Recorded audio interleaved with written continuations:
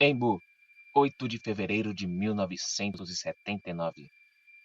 O homem é enterrado na quadra geral, túmulo 321 TPV, do modesto cemitério de Nossa Senhora do Rosário, onde estão sepultados vários alemães, no município de Embu, a pouco mais de 30 quilômetros da capital, com o nome de Wolfgang Gerhard, e que o casal de austríacos Wolfram e Lieselot Bossert afirma ser o médico nazista Josef Mengele, o anjo da morte, teve um sepultamento rápido e sem as glórias dos oficiais da SS.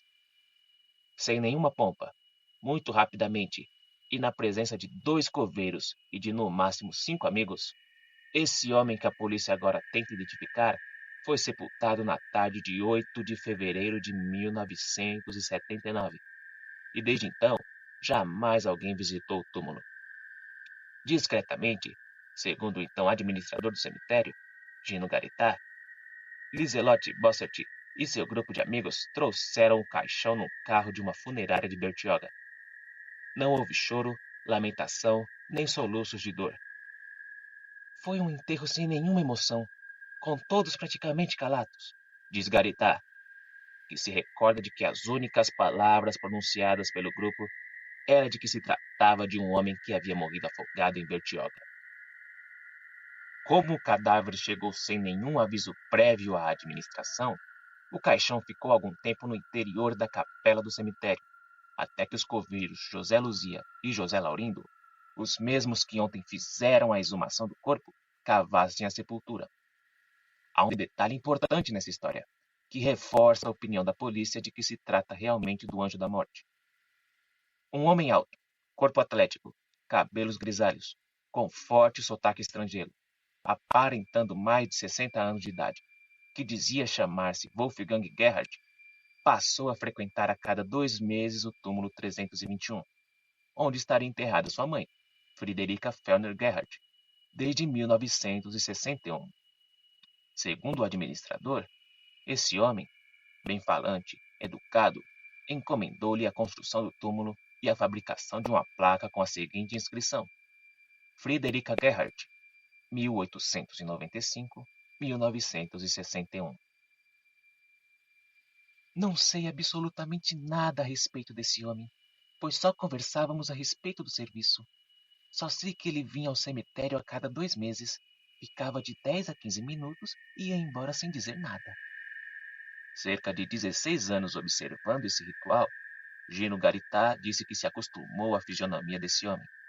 Mas no dia 8 de fevereiro, em nenhum momento pôde ver se o homem que estava no caixão era realmente seu antigo conhecido.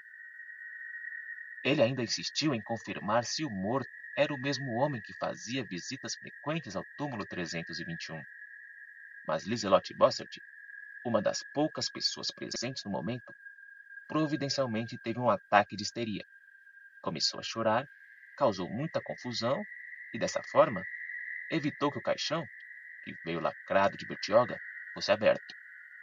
Essa informação consta do depoimento prestado por ela e seu marido na Polícia Federal e foi confirmada por um dos coveiros do cemitério.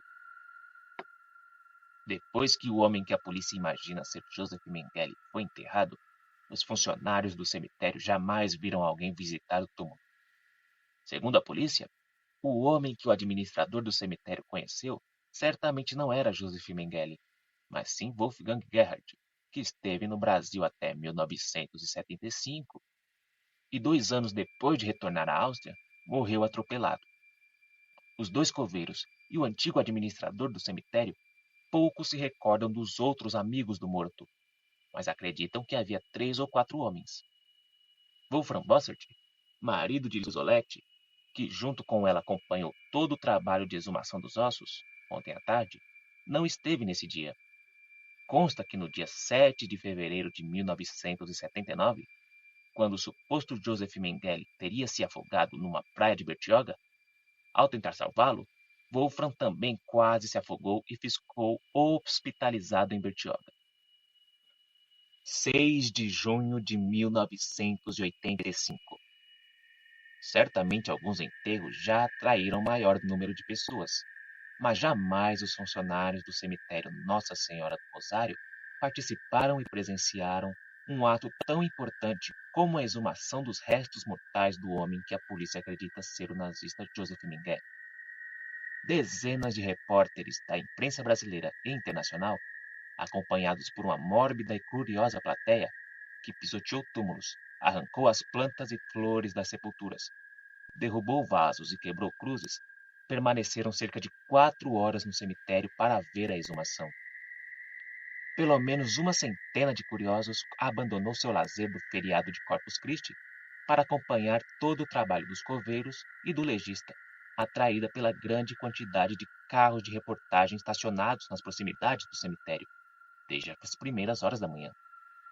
A grande concentração de pessoas em torno do túmulo 321 TPV, as câmeras de televisão, as máquinas fotográficas e o grande número de policiais com rádios walkie-talkie também ajudaram a chamar a atenção para um dos mais importantes acontecimentos que a cidade de Embu já presenciou. Os policiais federais chegaram ao cemitério por volta das 7 horas, e sua primeira providência foi reunir todos os documentos referentes ao túmulo de Wolfgang Gerhard, um torneiro mecânico viúvo, nascido na Áustria, que teria morrido, segundo o atestado de óbito do cartório de Bertioga, às 17 horas e 45 minutos do dia 7 de fevereiro de 1979, por asfixia por submersão na água. Depois, os agentes advertiram os funcionários do cemitério para que eles não dessem informações à imprensa. Por volta das 11 horas, cresceu a curiosidade popular. Como o cemitério fica na encosta de um vale, do outro lado, os moradores, ao perceberem a grande agitação, correram para o cemitério com crianças e vizinhos. Às 13 horas, quando os coveiros começaram a desenterrar o caixão, havia mais de uma centena de pessoas acompanhando o trabalho, que só foram embora quando a ossada foi colocada no carro do IML, por volta das 15 horas. O casal Wolfram e Liselotte Bossert permaneceu nas proximidades da sepultura o tempo inteiro, ao lado do superintendente da Polícia Federal, dos 3 policiais alemães que chegaram ao Brasil no dia anterior e do cônsul da Alemanha Ocidental em São Paulo, Sepp Volker, que ainda não sabe ao certo qual será o procedimento de seu governo se for confirmada a identidade de Joseph Mengele. Apesar da insistência dos repórteres em conseguir alguma declaração, Wolfram Bossert disse apenas que preferia não comentar o assunto, acrescentando que não havia razão para ter medo de nada. Quando eles chegaram ao cemitério, acompanhados do delegado Romeu Tuma, os repórteres os cercaram, mas a Polícia Federal os abrigou na capela do cemitério, de onde só saíram sob forte esquema de segurança. No cemitério Nossa Senhora do Rosário, onde estão enterradas cerca de 7.000 pessoas, há vários túmulos de alemães e austríacos, entre eles um de Hans Zernicke e Dora Helene Gertrude Zernicke, com inscrição das datas de nascimento e morte, além de uma foto com 2 homens e uma mulher vestidos com uniformes semelhantes ao da SS, a Polícia Especial de Adolf Hitler. Em Bertioga, a imagem da morte. Arnaldo Santana, um estudante de matemática em 1979, disse ontem em Bertioga que viu o cadáver de Wolfgang Gerhard, o suposto nazista Joseph Mengele. Nunca vi esse homem vivo, mas sabia que naquele verão de 1979 ele estava passando alguns dias na casa onde se hospedava a baronesa Liselotte e seu marido, o barão. Quando ele morreu, eu estava jogando bola na praia e Dona Liselotte me disse que era um parente. Parecia abalada e ficou algum tempo perto do cadáver, com uma vela acesa. Arnaldo mora nos fundos da casa número 272 da rua Manuel da Nóbrega, onde, todo mês de janeiro, até 1981, se hospedava um casal misterioso, os Bossert. A pessoa que seria Mengele, segundo Arnaldo, foi apenas uma vez a Bertioga. Ele descreve o afogado como um homem magro, de uns 60 anos, claro. Esse homem que ele viu morto dificilmente teria apenas 53 anos, como registro atestado de óbito. Uma opinião que conflita com a do legista Jaime Edson Andrade Mendonça, ouvido ontem em Santos. No exame externo do corpo, nada levou-me a duvidar que o corpo era de um homem de 53 anos. O exame conferia cronologicamente com a idade declarada. E Pedro pode ser Mengele. Será que Joseph Mengele, o número 1 da lista dos caçadores de criminosos nazistas, passou os últimos 5 anos de sua vida morando em uma casa de 3 cômodos e cozinha, no pacato município de Eldorado, a 45 quilômetros de São Paulo? Se forem confirmadas as suspeitas da polícia, a resposta é positiva. Mengele teria vivido sossegadamente em uma casa amarela, na estrada do Alvarenga 5773, nas imediações da represa de Guarapiranga.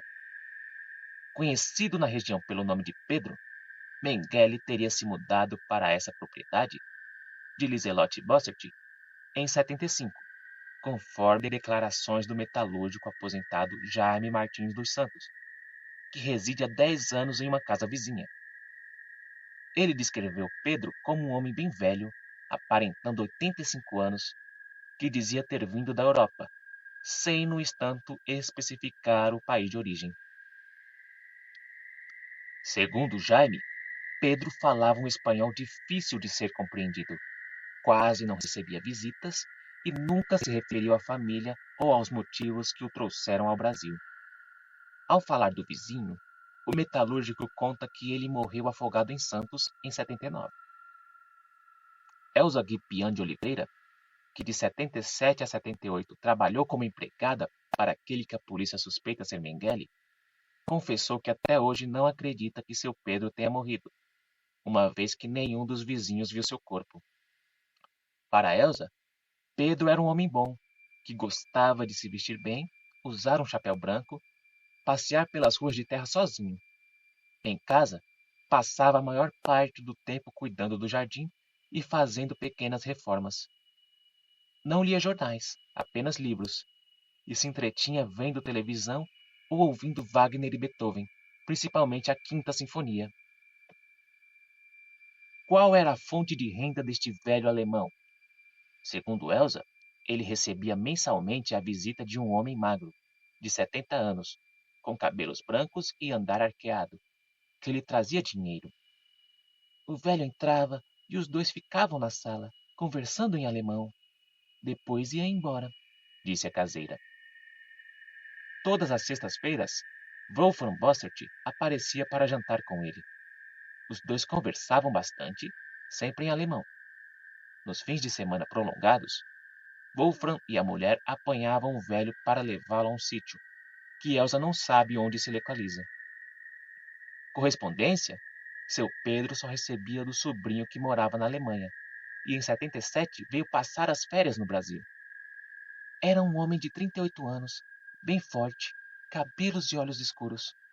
Certa vez, ele mandou uma carta da Alemanha com uma foto da família, disse a caseira, o que alegrou bastante seu Pedro, um homem de poucas palavras.